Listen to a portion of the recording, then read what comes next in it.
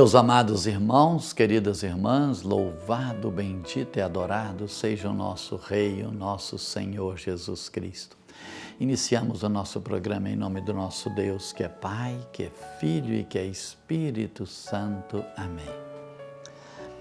Meus queridos, Abraão era um homem que vivia em Ur, na Caldeia, e ali ele tinha ali seus rebanhos, sua vida, etc. E um dia, Deus chama Abraão. Abraão, você vai agora para uma terra que eu te mandar.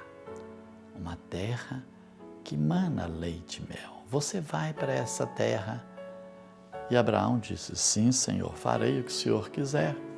E Abraão estava instaladinho, tranquilo, seu rebanho, seus escravos, mas Deus mandou ele pegar ali suas tendas e vão deslocando para onde Deus mandava que eles fossem.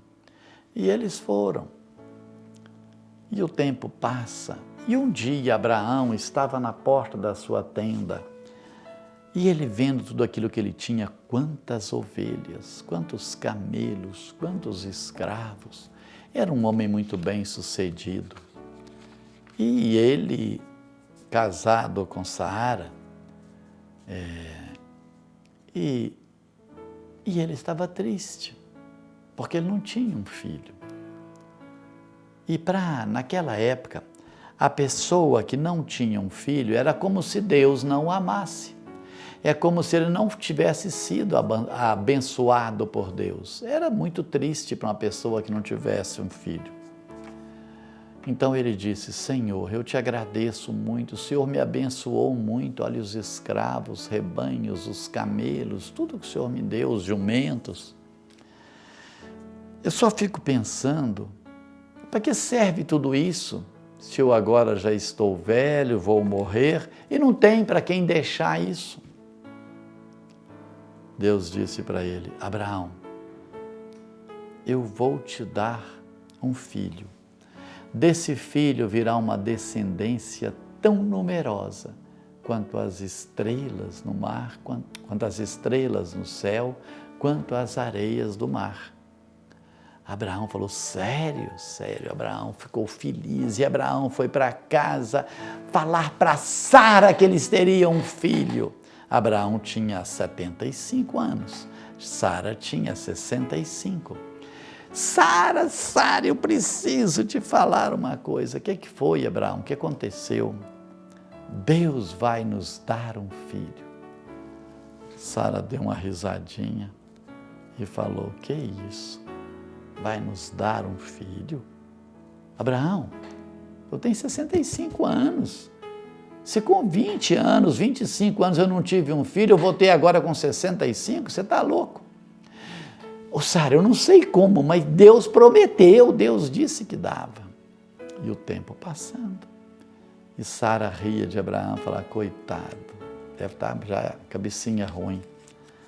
Mas um dia Sara pensou, bom, se Deus prometeu, existia entre eles uma lei naquela época, onde se a mulher não pudesse ter um filho, ela podia pegar a sua escrava, uma escrava sua, porque era dela, e dar para dormir com seu marido, e o filho que viesse era dela, porque a escrava era dela, então o filho também era dela.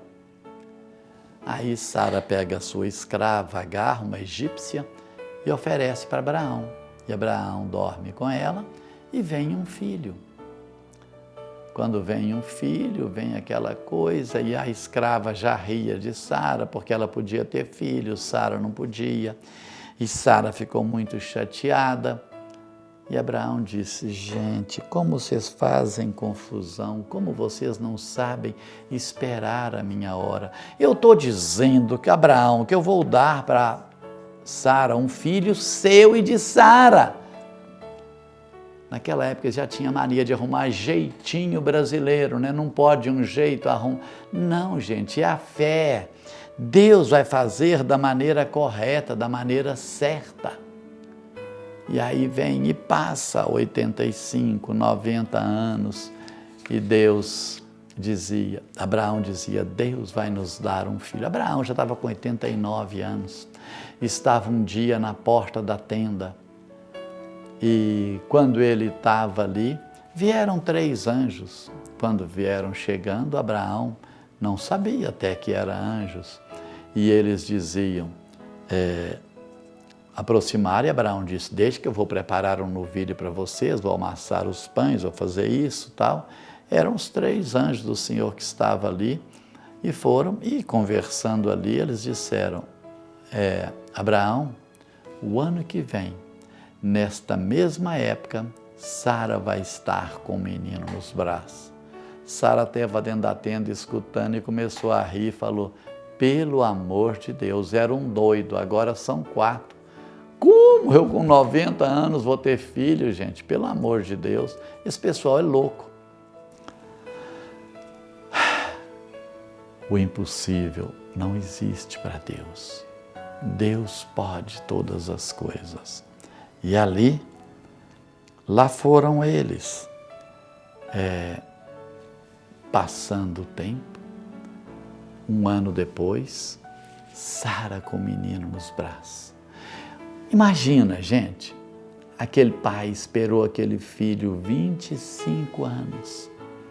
Estava ali, o menino já foi ficando aquele menininho, e colocava as almofadinhas na tenda, e Abraão brincava com o menino, cresce mais um pouquinho, já andando, Abraão dava a mão ao menino, e o menino andando, já engatinhando, andando, e depois, dali a pouco, o menino 7 anos, Abraão começa a ensinar ele a manusear arco, flecha, e o menino entra na pré-adolescência, e Abraão começa a ensinar ele a cuidar das ovelhas, e aquele menino era o deleite para a alma do seu pai, era a alegria do seu pai, era tudo para Abraão.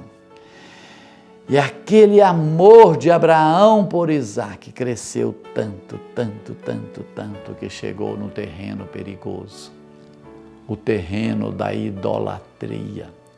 Quando você começa a amar tanto uma coisa ou pessoa que coloca no lugar de Deus. E Deus disse, eu vou ter que fazer uma cirurgia no coração de Abraão, porque esse amor chegou num terreno perigoso, vou ter que arrancar isso. E Deus disse para Abraão, um dia ele sentado na porta da tenda, disse, Abraão,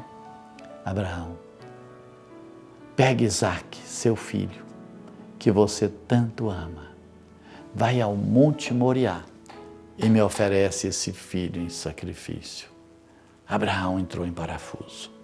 Abraão ficou louco. Como isso? Como? Como pode ser? Aqui, Isaque, está a esperança, a promessa. Por que Deus não pede a minha vida? Já sou um centenário, já estou no final. Mas esse menino toda a promessa está nele, de uma geração, de uma descendência tão numerosa quanto as estrelas, quanto as areias. Ele não compreende. E ele passa aquela noite ali na porta da tenda, olhando as estrelas e dizendo, eu não compreendo, eu não compreendo. Talvez você tenha passado alguma noite assim, diante de um caixão de um filho, de uma pessoa que você tanto ama, dizendo, eu não compreendo. Mas a oração de Abraão completava, dizia, eu não compreendo, mas eu creio. Eu não compreendo, mas eu creio. De manhã, Abraão acorda 2 escravos de madrugada, manda pegar 2 jumentos, pega Isaque, fala, filho, vamos ao Monte Moriá fazer uma oferta a Deus, um sacrifício a Deus. E lá vai o menino feliz, que legal, vou com o papai oferecer um sacrifício a Javé. Lá vamos nós, pega os jumentinhos e vão caminhando até chegar no monte. Quando chega lá, Abraão disse para os seus escravos, fiquem aqui, vou subir um monte com Isaque, fazer a oferta. E ali os 2 vão subindo, Abraão não conseguia falar, sua voz estava engasgada, ele não conseguia falar. Mas Abraão dizia dentro dele, Eu não compreendo, mas eu creio. Isaac fala, pai, cadê a oferta, pai, que nós vamos fazer para Deus? Javé irei, meu filho, Javé irei. Ah, tá bom, Deus vai providenciar, tudo bem. Lá vão subindo, lá no meio, lá em cima. Isaac fala, pai, mas cadê a ovelha, pai, que nós vamos oferecer? O Senhor proverá, meu filho. Dali para frente, Isaac levou um choque, porque ele sabia que existia entre aqueles povos pagãos uma cultura de oferecer os seus primogênitos aos seus deuses. Isaac disse, não tem ovelha? Vai ser eu a oferta. Eu que vou ser morto. Isaac começa a chorar também, Abraão chora. Chega lá, Abraão pega o menino, põe nos braços, põe uma venda nos seus olhos. E Abraão diz a palavra de Deus que o que sustentava Abraão era pensar que seu Deus era tão poderoso que quando ele matasse o menino, Deus ia ressuscitar o menino novamente. Carta aos Hebreus fala isso para nós. E quando Abraão levanta o facão, o menino com os olhos vendados, Deus disse, Abraão, Abraão, não toques na criança. Deus jamais quis que você sacrificasse Isaque. O nosso Deus é um Deus dos vivos e não dos mortos. Abraão baixa a mão. E ali estava uma ovelha com os chifres agarrados no espinheiro. Pega aquele ovelha agora e sacrifica. E o anjo diz para Abraão, Abraão, já que você provou que ama agora mais a Deus do que Isaque, pega seu filho Isaque, que você tanto ama. Ama Isaque com toda a sua alma, com todo o seu coração, mas nunca ninguém acima de Deus. O número 1 na nossa vida é Deus. Você não pode amar a esposa, o marido, os filhos mais do que a Deus. Deus tem que ser esse absoluto na nossa vida, o tudo na nossa vida. Deus é o nosso tudo. Mas quanto mais eu amo a Deus, mais eu amo a minha esposa. Quanto mais eu amo a Deus, mais eu amo meus filhos. Quanto mais eu amo a Deus, mais eu amo aquelas pessoas difíceis que me perseguem, me caluniam. Quanto mais eu amo a Deus, Deus tem que ser o absoluto, tudo na nossa vida, gente. O número 1. Muitas vezes nós vamos tirando Deus e colocando dinheiro, poder, posição, prazer. Eu conheço uma pessoa que era um casal maravilhoso, fantástico, e um dia o marido morre. E aquela mulher morreu também. Ela não morreu de deitar, mas era uma morta-viva, porque morreu o seu marido. Mas ela esqueceu que Deus é muito mais do que o seu marido, que ninguém pode preencher a sua alma tanto quanto Deus. O número 1 é Deus. O primeiro na nossa vida é Deus. Ame a Deus com toda a sua alma, com todo o seu coração, com toda a sua força. E tudo mais, todas as outras coisas, te serão dadas por acréscimo. Meus queridos, fiquem com Deus até nosso próximo programa, se Deus quiser. Em nome do Pai, do Filho e do Espírito Santo. Amém.